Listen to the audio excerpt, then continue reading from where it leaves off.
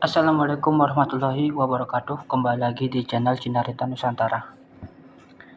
Kali ini saya akan menceritakan tentang Cinarita asal muasal Syekh Bayanillah alias Syekh Majagung yang makomnya ada di wilayah Desa Sampiran, Kecamatan Talun, Kabupaten Cirebon, Jawa Barat.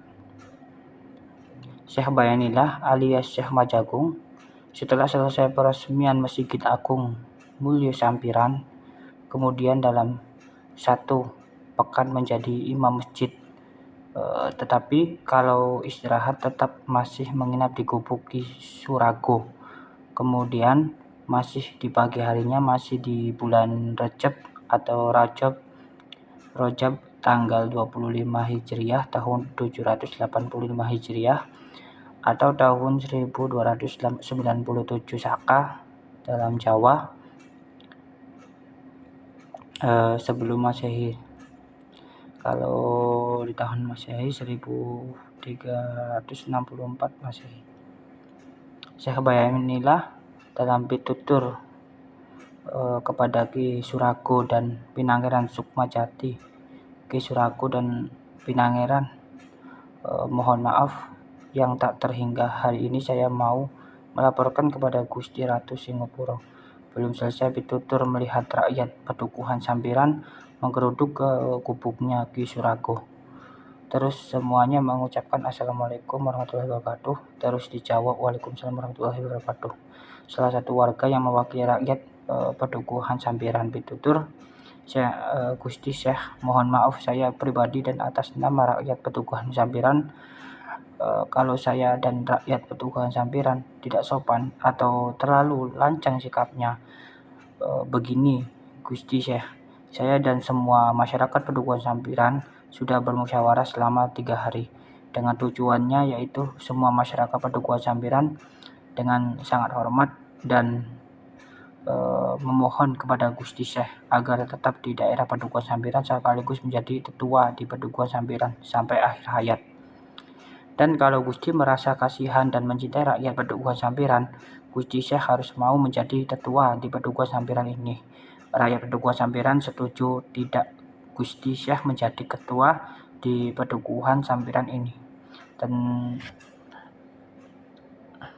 beliau berkata setuju. Kemudian Syekh Bayanillah alias Syekh Majagung pitutur berbicara, rakyatku yang sangat saya cintai, kalau panjenengan semua punya tujuan begitu, saya jawab dengan mengucapkan Bismillahirrahmanirrahim, insyaallah dengan izin dan ridhonya Gusti Allah Subhanahu wa Ta'ala, saya lahir batin siap andon hidup di Padukuhan Sampiran ini. Terus semua rakyat sujud syukur juga Ki Suwargo dan Nyai Suragi serta Pinangeran Sukmajati.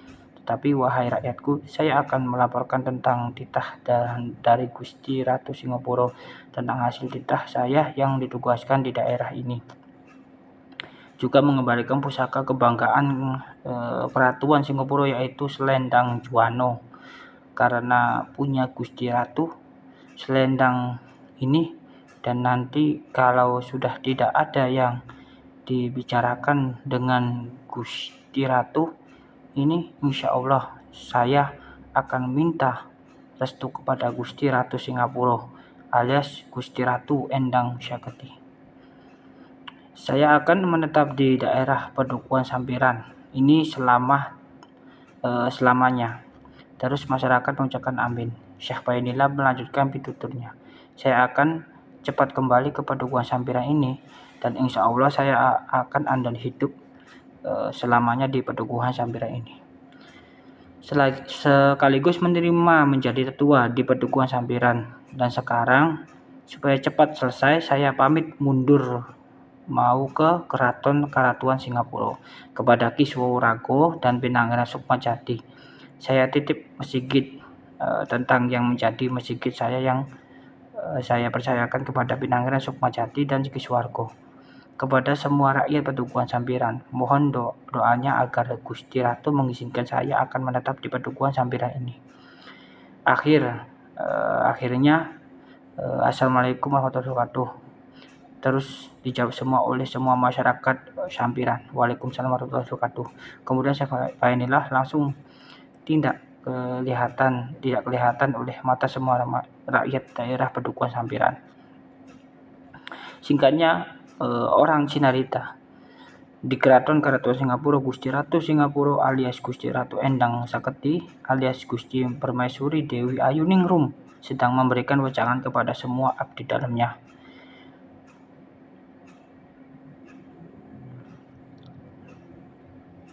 Di dalam Balai Agung,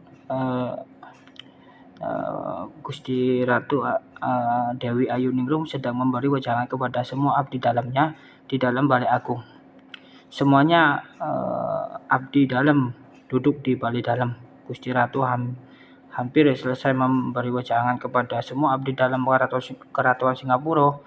Terus dari lawang pembuka yang mau masuk ke dalam keraton, Syekh Bainilah mengucapkan Assalamualaikum. Terus dijawab Waalaikumsalam oleh semua para abdi dalam, rakyat, punggawa dan para narapati yang ada di kerajaan Singapura. Dan sang ratu berkata, silakan masuk Syekh Bainilah dan duduk di balai dalam. Kepada Syekh Jafar Mustafa, monggo ditutup dengan doa singkat orang Cinarita. Syekh Bainilah melaporkan tentang hasil titah yang diembannya, juga menerangkan selendang Juano kepada Gusti Ratu. Kemudian Gusti Ratu pitutur, mohon maaf sekali Syekh kalau diri saya sangat lancang. Begini Syekh, apa yang ada di benak panjenengan Syekh? Dengan mengucapkan Bismillahirrahmanirrahim, saya izinkan panjenengan mau andon hidup selamanya di Padukuhan Sampiran itu. Juga ditunjuk menjadi tetua Padukuhan Sampiran oleh semua masyarakat. Juga saya waktu meresmikan Masjid Agung Mulyo Sampiran, ada seorang perempuan yang janda, kalau tidak salah namanya Nyai Pandansari. Dia sudah banyak sekali sedekahnya dan hampir semua pembiayaan dari Nyai Pandansari semua untuk membantu membangun masjid yang panjenengan buat. Juga dia sangat mencintai panjenengan Syekh. Insya Allah dia perempuan yang penyayang dan menurut sama suaminya. Maka demi kelanjutan hidup Syekh, nikahilah Nyai Pandansari. Dia cantik luar dalam, juga kaya, tetapi jangan melihat harta dan raut wajahnya, lihatlah dengan ketulusan hatinya. Syekh Bainilah, ambillah apa yang pantas untuk dibawa melamar, ambillah apa yang pantas untuk dibawa untuk melamar Nyai Pandansari. Pilih saja. Di Kendal, Rekso, mohon Syekh Bainilah disuruh memilih apa yang Syekh Bainilah inginkan antar ke tempat penyimpanan barang. Singkat cerita, di sore hari Pinangeran Sukmajati dan Ki Suwargo juga 5 orang rakyat Padukuhan Sampiran sedang mengobrol di tempat duduk di halaman kubungnya Ki Surago. Terus Syekh Bainilah tidak diketahui kedatangannya oleh 7 orang yang ada di halaman mengucapkan Assalamualaikum warahmatullahi wabarakatuh. Terus dijawab Waalaikumsalam. Dijawab dengan terkejut dan gembira ketujuh orang abdi. Dan ketujuh orang abdi tadi langsung sujud syukur atas kedatangan Syekh Bainilah yang sangat memegang janjinya. Begitu bangun langsung mengucapkan Alhamdulillah ya Allah, Syekh Bainilah menepati janjinya. Singkat cerita, masyarakat Padukuhan Sampiran mendengar Gusti Syekh sudah kembali ke Padukuhan Sampiran. Dalam beberapa saat saja sudah kembali lagi ke Padukuhan Sampiran. Semua sujud syukur dan mengucapkan Alhamdulillah. Genjange wong kanda, cepat orang bercerita Cinarita. Syekh Bainilah menyuruh Ki Suwargo dan Pangeran Sukmajati untuk melamar Nyai Pandansari untuk menjadi istrinya. Ki Suwargo dan Pangeran Sukmajati sangat senang sekali. Gusti Syekh mau menikahi Nyai Pandansari. Tapi Ki Suwargo mengawali dahulu pergi ke gubuknya Nyai Pandansari dengan tujuan akan memberitahu kepada Nyai Pandansari bahwa nanti malam saya dan Pinangeran Sukmajati mau ada keperluan dengan Nyai. Supaya keluarga sekandungnya harap kumpul di gubuk Nyai. Singkat cerita, Ki Suwargo dan Pangeran Sukmajati pergi melamar Nyai Pandansari. Ki Suwargo dan Pinangeran Sukmajati Di depan gubuknya Nyai Panansari mengucapkan Assalamualaikum, terus dijawab Waalaikumsalam. Tetapi Ki Surago sangat kaget dengan jawaban salamnya banyak sekali, dan yang menjawab tahu-tahu penuh sekali di dalam gubuk Nyai Panansari yang datang. Untung gubuknya gede. Singkat cerita, setelah mendengar jawaban Nyai Panansari menerima lamaran Syekh Bainillah serta mau menjadi istri Syekh Bainillah, langsung semua orang yang di situ bersyukur, orang-orang yang hadir, dan mengucapkan alhamdulillah. Syekh Bainillah menjadi tetua dalam singkat cerita, Syekh Bainillah menjadi tetua di Pedukuhan Sampiran dan mengangkat Ki Surago menjadi wakilnya dengan jenengan Ki Ageng Surago. Pinangaran Sukmajati menjadi lebih kesejahteraan dan pemberdayaan masyarakat, sekaligus menjadi ketua pengurus Masjid Agung Mulyo Sampiran. Syekh Bainillah di bulan Suro tahun 786 Hijriah atau tahun 1298 Saka dalam Jawa membuat tempat untuk berkumpulnya mengurus rakyat Pedukuhan Sampiran. Lokasinya di depan halaman Masjid Agung Mulyo Sampiran. Samping utaranya, kemudian Pinangaran Sukmajati langsung mendapat titah untuk mencari pohon jati yang agak gede sebanyak 5 pohon untuk bahan rumah pertemuan dan pintu sebanyak 5 pintu, tetapi mengambil pohon jatinya jangan sekaligus, satu-satu saja. Begitu pohon jati sudah ada, langsung dibuat bahan pintu oleh Ki Ageng Surago, Syekh Bainillah dan Pinangeran Sukmajati, sedangkan rakyat Pedukuhan Sampiran membuat pembatas keliling Syekh Bainillah sambil menemani rakyatnya yang membantu membangunnya sambil puji-pujian yang disebut rakyat Sampiran, yaitu dengan mengucapkan Bismillahirrahmanirrahim, Allahul Kafi, Gusti Allah ingkang nyukupi, Robbunal Kafi, Pangeran Kaula ingkang nyukupi, Kosohodnal Kafi, tujuan Kaula Gusti Allah ingkang nyukupi, Wajadana Kafi, ingkang Kaula tuanaken Gusti Allah ingkang nyukupi, Likulli Kafi, punapa mawon sedanten Gusti Allah ingkang nyukupi, Kafana Kafi, ingkang nyukupi kebutuhan Kaula cuma Gusti Allah, Wanikmal Kafi, alhamdulillah, cuma Gusti Allah sesae zat ingkang nyukupi sedanten pujian kangge Gusti Allah. Terus menerus Syekh Bainillah membaca pujian tersebut.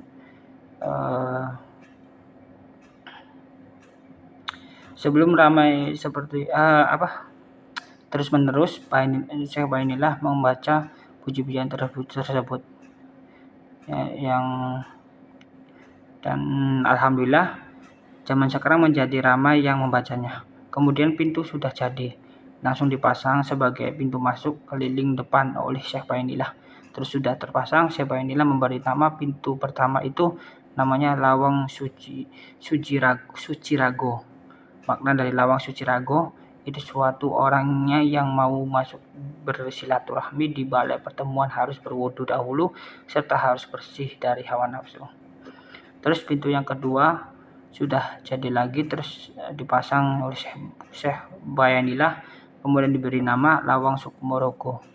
Maknanya yaitu panjenengan sudah masuk pintu paling depan, raganya sudah bersih menjadi manusia, itu sukma dan raganya harus seuyunan.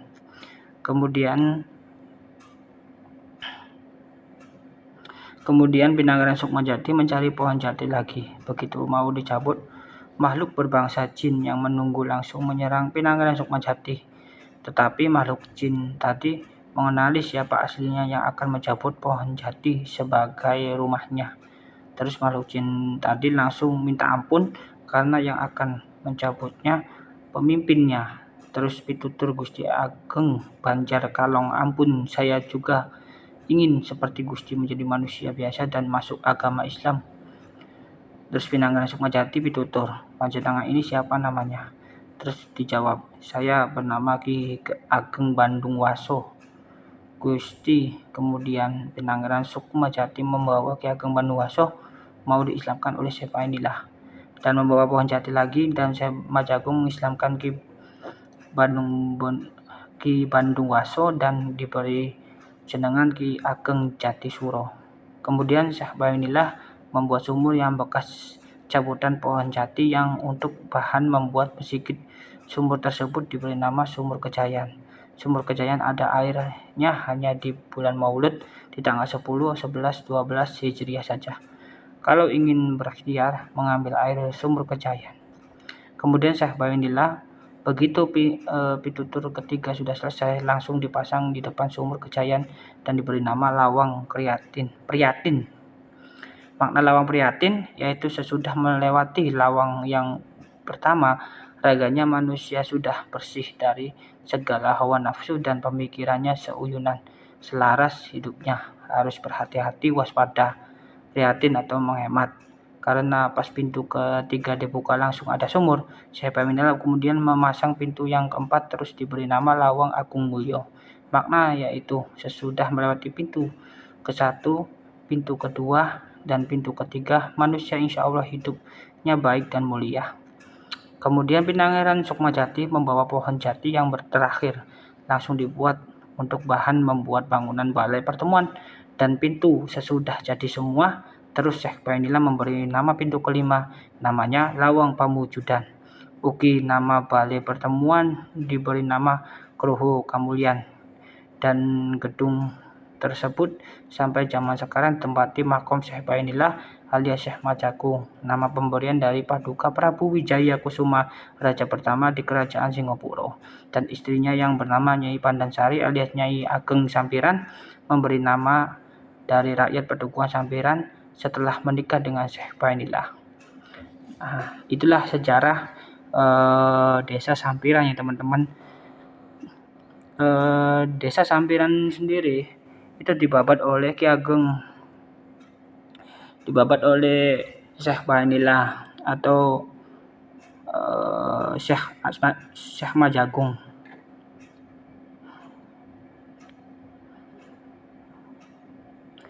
Syekh Majagung membabat desa Sampiran itu dahulunya di situ adalah hutan belantara dan ditempati oleh masyarakatnya hingga sekarang, dan adanya cerita ini. Nama Sampiran itu sendiri dulu Syekh Majagung atau Syekh Bainillah itu sholat di tempat tersebut ya teman-teman, dan